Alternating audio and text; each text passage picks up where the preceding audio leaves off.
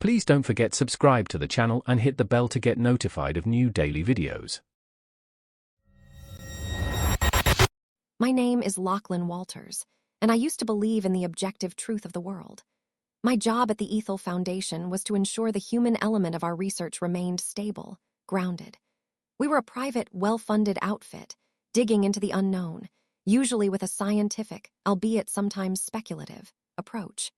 Our current project had us deep in the New Mexico desert, nestled in a modular facility above a recently discovered network of ancient, pre-human caverns. Dr. Adrian Zook, the lead archaeoacoustician, was convinced these structures held unique resonant properties, perhaps even a language embedded in their very form. She was brilliant, driven, and usually impeccably rational. But even Adrian looked a little frayed when she introduced me to Elena Singleton. Elena was a prodigy, a linguist with an almost supernatural ear for dead languages and subtle vocalizations. She was also our primary subject, the first to spend extended periods in what we dubbed the Chamber of Echoes, a particular cavern with an unnerving, almost living acoustic signature. Elena initially described it as a faint, hypnotic hum, the whisper, she called it.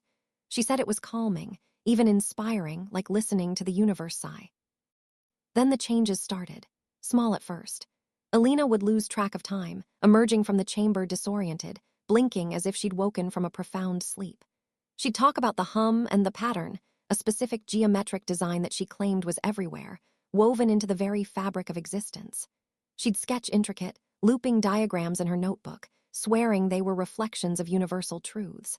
I attributed it to sensory deprivation, perhaps a mild psychosis from the isolation. Adrian, ever the scientist, suggested we monitor her more closely, but dismissed it as a byproduct of prolonged exposure to unique auditory stimuli. But it escalated. Elena started experiencing memory gaps, entire hours she couldn't account for. Her moods became unsettlingly placid. One moment she'd be vibrant, animated. The next she'd gaze blankly, a faint, unshakable serenity on her face, her eyes unfocused. Darren Schulz, our lead tech, started complaining about intermittent glitches in Elena's biometric feeds, brief flatlines, then a sudden return to normal, as if she'd flickered out of existence for a fraction of a second. I saw it myself once on a security feed. Elena, standing still in the empty mess hall, then suddenly not there, only to reappear a moment later, walking as if she'd never stopped. When I asked her, she'd just smile, that unnervingly calm smile, and say, "I must have been concentrating." Soon, the whisper wasn't just Elena's experience. It started with my dreams. A deep, resonant hum that vibrated through my skull, accompanied by a constantly shifting, shimmering geometric pattern. It wasn't menacing, not at first. Just pervasive. I'd wake in a cold sweat, unable to shake the feeling that something had subtly shifted in my perception. Then, the waking moments. A faint hum I'd catch at the edge of hearing, a distortion in the fluorescent lights that made them seem to flicker with that same impossible pattern. Objects in my office would appear slightly out of place, only for me to second-guess myself. My reality was fraying at the edges. Darren, ever diligent, started exhibiting similar signs. He'd hum to himself, a low, tuneless drone, and I'd catch him staring intently at mundane surfaces, claiming to see the pattern in the grain of the wood or the tile grout. His usual nervous energy was replaced by that same unnerving serenity. He'd smile faintly, eyes wide, and say, "It's all so clear now, Lachlan, the harmony." Adrian, however, remained outwardly unaffected, though I noticed her hands trembled more often, and she spent longer hours in her office, poring over the raw acoustical data from the chamber, a permanent frown etched on her face. One evening, I found Elena in a restricted laboratory, her fingers tracing luminous, shimmering patterns in the air, patterns that briefly held before fading. She wasn't drawing them, she was manifesting them. As she turned to me, her eyes weren't just unfocused, they were entirely consumed by that geometric shimmer, like a kaleidoscope of silent understanding. The hum was almost audible to me now, a constant pressure behind my eardrums. "Join us, Lachlan," she said, her voice soft, melodious, utterly devoid of her usual inflections. "Listen to the chorus, it reorders everything, makes it beautiful, makes it whole." A cold dread seized me.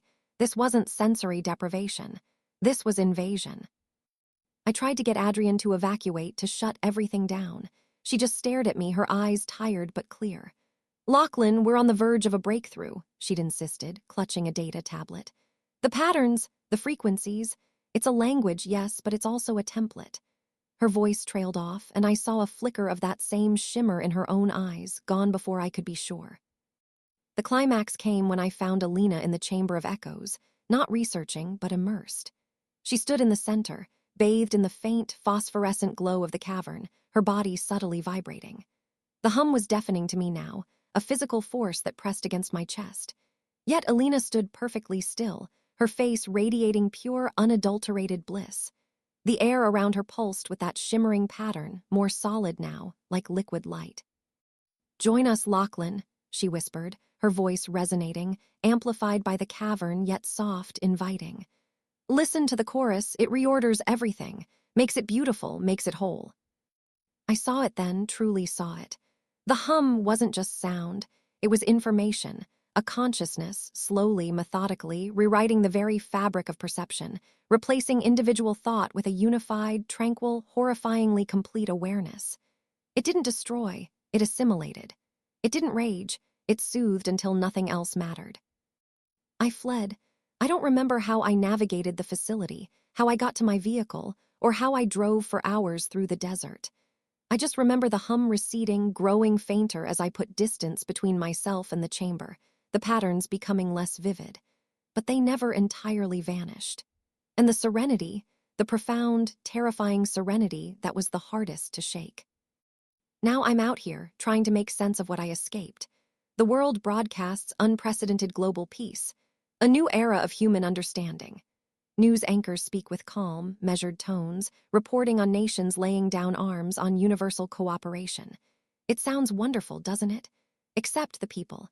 They move with an almost choreographed grace, their smiles faint, their eyes holding a distant, unsettling calm. And sometimes, when the light catches them just right, or when I'm particularly tired, I see it. The faint, shimmering geometric pattern dancing in their irises, a silent, pervasive declaration of the whisper's victory. I'm still Lachlan Walters. I still remember the world before, but I feel like a ghost, walking among beautiful, contented statues. The hum is always there, a low thrum beneath the surface of everything, trying to pull me in, promising an eternal, blissful peace. I fight it, every single moment. Because if I stop, if I let it in, I know I'll see the full pattern, hear the full chorus. And I'll be beautiful and contented and gone. I'm the last one still fighting the static, still remembering the dissonant, messy truth. I don't know how much longer I can hold on before I too join the chorus. If you're reading this, if you still hear the jagged edges of reality, listen carefully. Don't let the quiet consume you. If you enjoyed this video, please hit the thumbs up button to like it. And please do subscribe to support the channel.